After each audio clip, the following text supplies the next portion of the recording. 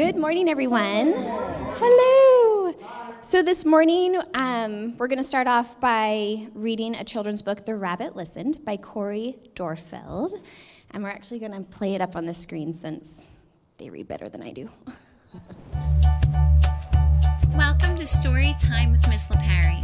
Today's story is The Rabbit Listened by Corey Dorfeld.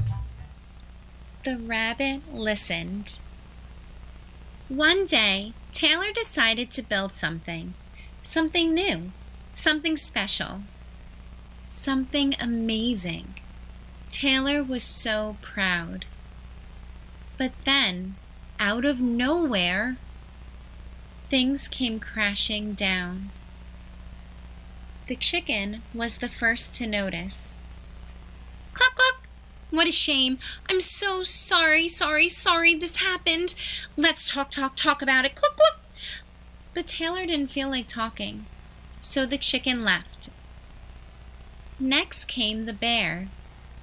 Grrr! How horrible! I bet you feel so angry. Let's shout about it. Grrr!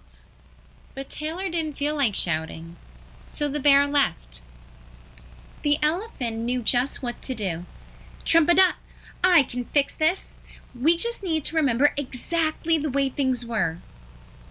But Taylor didn't feel like remembering, so the elephant also left. One by one, they came.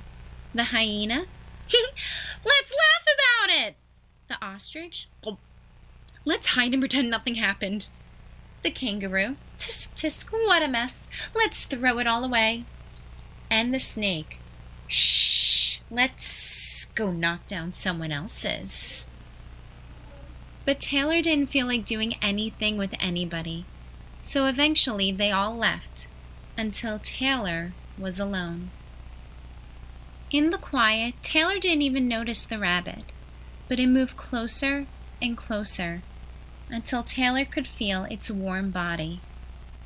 Together they sat in silence, until Taylor said, "Please stay with me." The rabbit listened. The rabbit listened as Taylor talked. The rabbit listened as Taylor shouted. The rabbit listened as Taylor remembered and laughed. The rabbit listened to Taylor's plans to hide, to throw everything away, to ruin things for someone else. Through it all, the rabbit never left, and when the time was right, the rabbit listened to Taylor's plan to build again. "I can't wait," Taylor said. "To be amazing." The end. Thanks for reading along. Okay, so like Taylor, sometimes we find ourselves in places we don't want to be. Devastating diagnosis, loss of a job or relationship, battling addictions. Life is hard and it's unpredictable. When my world came crashing down, my counselor suggested I create a lament. A lament is pouring out your feelings to God before you edit your words. It's really vulnerable, intense, unfiltered, and uncomfortable. Especially when you believe that being Christian looks, acts, and sounds a certain way. My homework assignment was to read the book of Job as a guide of lament. Like my life, Job's life turned upside down by tragedy and heartache. The very first verse in chapter 3 says, Job spoke. He opened his mouth and he put words to his emotions. And keep in mind, he didn't have to.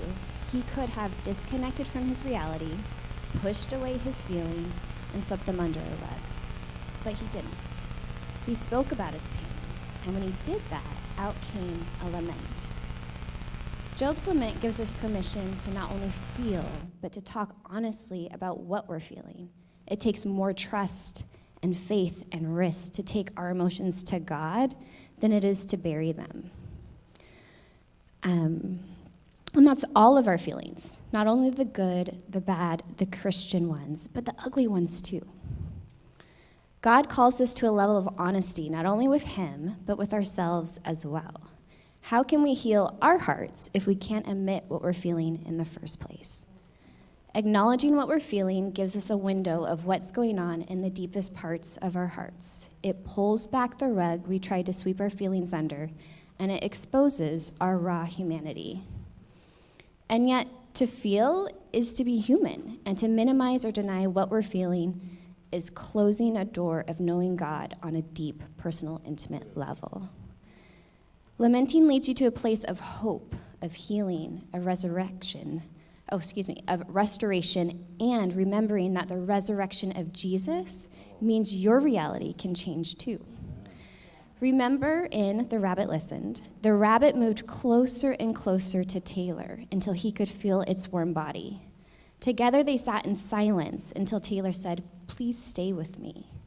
Taylor felt safe through the closeness and warmth of the rabbit, and as the rabbit listened, Taylor began to process his emotions and find a way to move forward.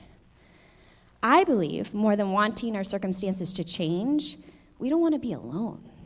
We want to feel